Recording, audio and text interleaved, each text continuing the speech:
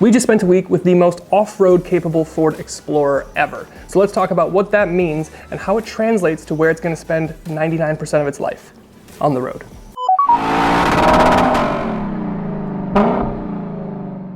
Welcome to Downshift Studios. My name is Matt. We're doing things a little bit differently here today by walking through the Ford Explorer Timberline in the studio here. This allows me to touch on a few more things, more details, other trims and other vehicles within the lineup or other competing vehicles that this thing goes up against. So we're going to break this thing down on how we usually do our studio head-to-heads, engine, transmission, driving dynamics, on-road manners. We're also going to touch on the off-road capability as this is the Timberline. We're going to talk about the design, the interior space and livability, price, and we'll wrap out with my take. We've got a lot to cover, so let's get down to it. Starting with engines, the Ford Explorer Timberline makes use of the stout 2.3 liter turbocharged ecoboost 4-cylinder from Ford. This is the engine that we've seen all over the Ford umbrella from the Mustang to the Bronco. In the Timberline, it makes 300 horsepower and 310 pound-feet of torque. Depending on trim, you can also get a 3.3 liter hybrid powertrain, nice, or you can go up to the Hot ST trim, which gives you the same 3 liter twin turbo V6 that you would get in the Ford Bronco Raptor. In the Explorer ST then, you get 400 horsepower. However, with the green interior, all-terrain tires, and revised suspension, I'm not really feeling the need to push this 3-row SUV at all, and the 300 horsepower from the 2.3 is perfectly fine. It was all week. You do get sport modes and eco modes if you need to spice things up that way. And then in terms of transmission, I hate to do this, but this is my least favorite part of the vehicle. It's the same Ford 10-speed that we've tested in a bunch of other applications, but something was really clunky here. Additionally, there was this weird thing where if you would go into reverse from drive, there would be a stall where the transmission is trying to find reverse gear, and while it was doing that, it would show up on your infotainment screen in the center on the dash. You wouldn't get your 360 cameras, but you would get kind of the parking sensor radar, kind of red, yellow, green, how close you are to something. And sometimes it would be a couple of seconds before it found reverse gear, which is just too long for something heading into 2023. So maybe it was a weird one-off thing, but definitely something that I noticed and something that happened more than once. And then talking about the on-road manners of this thing, this is the cool thing about some off-roaders. They have revised suspension to increase travel and articulation, which means the ride on the road actually is inherently softer, which I like. Everything these days needs to be a sports car and have stiff suspension. No.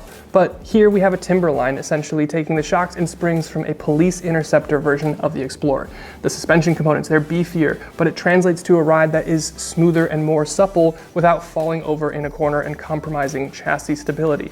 The visibility is good, the cabin isolation is pretty good, the engine doesn't really sound great, but it's, whatever. The EPA does say you get like 21 or 22 mpg combined, but I was seeing closer to 24 mpg. We even outdid their rating while having it idle for like an hour or two while I was getting all this B-roll. So overall, the manners, I think, were perfectly fine for something in this class, and I was a little impressed with the fuel economy, at least according to or against the rating you get from the EPA. And then in terms of off-road capability, I didn't take this thing off-road, but I can tell you a few of the things that Ford did to the vehicle and what that gets you. We talked about the beefed up suspension that adds for more travel, more articulation, but it also brings another 0.8 inches of ground clearance. This gives the Timberline a ground clearance of 8.7 inches, which just edges out the Bronco Sport at 8.6. You also get a Torsen LSD, which isn't quite as good as a locking differential, but for a unibody application like this, I think it makes a lot of sense for this vehicle. It's not something that you have to turn on or off, so if you're just getting into off-roading, you won't have to worry about it. It'll take good care of you.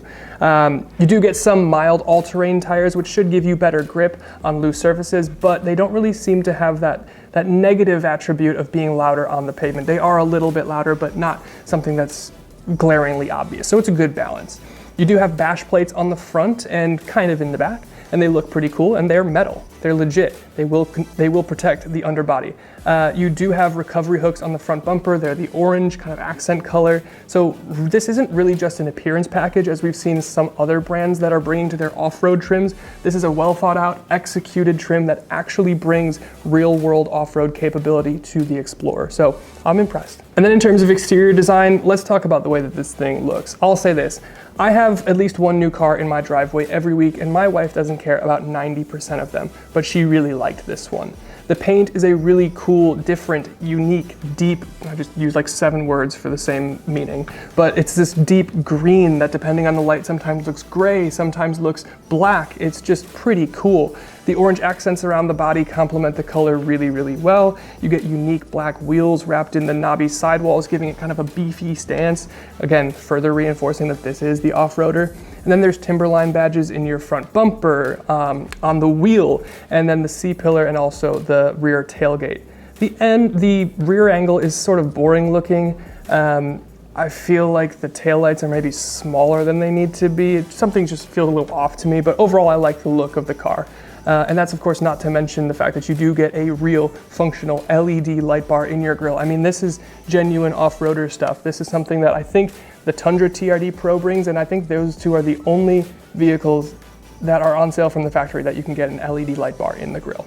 And then jumping onto the interior, I kind of have a love-hate relationship with this thing. On one hand, I really like the uniqueness that you get from the dark green leather. It matches the vibe from the outside. You get orange stitching all over the place, again, matching that accent from the outside to the inside. You have some nice gray fabric type material on the inside of your seats, which is kind of cool and helps your back and your butt breathe a little bit more on long journeys. And you have this really interesting like silver snake skin pattern speckled across your dash on the passenger side, which just adds a little bit of character and flair. You do get some of the quickest and hottest heated seats that I've experienced. It was kind of the same thing on the F-150, so Ford does heated seats pretty well. My wife also had a Focus when we met, and those were cloth seats, but they heated up in like an instant and got really hot. You get a heated steering wheel. Pretty warm, not hot, but it's still good. You have heated rear seats. Your driver assist is decent, not crazy amazing like a Hyundai or like the Super Cruise from Chevy, but it is functional. And you do have a thoughtful cutout in front of your cup holders for you to store your phone because your car doesn't have wireless CarPlay. Which leads me to some of the things that I don't love about the Timberline. You don't get a head-up display. You don't have a completely digital gauge cluster. This is something in the $50,000 range for 2022, 2023, and it doesn't have a completely digital cluster. It just feels a little bit old. The infotainment screen feels a bit small. It's not the big vertical one. The infotainment's also kind of slow. You get 360 cameras, but the resolution isn't great. And we talked about that whole like drive to reverse thing where, you know, it's hunting for the gear. Again, I do think wireless CarPlay should be included at this point. The second row of seats are spacious enough, but there's no sunroof on my Tester, which made the dark interior feel like it just made the whole rear feel like a cave.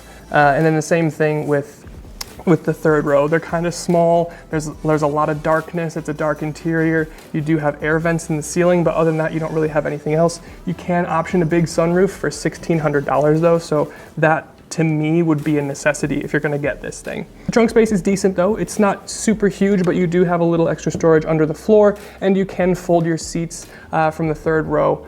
From the trunk, you should be able to fold your third row seats up or down. They're not electrically controlled, but to me, I like that. It's gonna be a lot faster than an electric seat would, and it's also something less to break, so I like that. But here's the thing, I know it sounds like I'm complaining about a lot of stuff, but the reality is the vast majority of these issues are something that will be fixed in the next generation. I believe this thing came out in like 2018 for like the facelift or new generation or whatever it was. So it's about 4 going on 5 years old now. So some updates would be appreciated, and you can just feel it's getting a little bit old for its lineup. So I think a new generation would fix almost everything that we talked about here today, and also just adding a sunroof for that $1,600 would make the rear space in the cabin feel a lot lighter and more comfortable. And finally, price. The Timberline starts out at like $48,000, but with destination, and even if you're gonna add like one option, it's gonna be over the $50,000 mark, and it would be pretty easy to hit 55. But you're getting a decent amount of car for the money. You get 3 rows, you get a really cool, unique look with real off-road accessories. You got all-terrain tires, you got recovery hooks, you've got an LED light bar, you have revised suspension. Like, this is not just an appearance package like you would get from like a Hyundai XRT or something like that. You have real capability built in under the skin, different differential. Like, this is real engineering stuff that has a cost, so happy to pay for it. The interior is older and kind of cheap, but it does still manage to feel special. I mean, name another car that you get green and orange interior. Like, it's I'm not a hunter, but it's like ideal Wisconsin spec. And now we finally reached the part of the video where I'm gonna give my thoughts on this car, if you would find it in my garage, or what else I might consider. So if you're interested in that, hang around. If you're not, feel free to click off. If you've liked the video until this point, I would appreciate a thumbs up and a sub, but here's my thoughts. So with all these things that I've said, do I think you should get an Explorer Timberline? The only real competitor that I see to this thing with the off-road capability that this brings then is the Grand Cherokee L. We drove that thing last year, and the Grand Cherokee is a super solid car. I mean, not in terms of like build material, it's still, you know, FCA or Stellantis or whatever it is called now, but just in general, it's a very comprehensively good package. So personally, I'd be in the Grand Cherokee L camp before the Explorer Timberline, but when the Explorer comes out with a new generation and fixes some of those interior issues, I'd love to retest it. So with that, leave it down in the comments whether you'd have a Grand Cherokee L or a Ford Explorer Timberline, and we'll see you in the next one.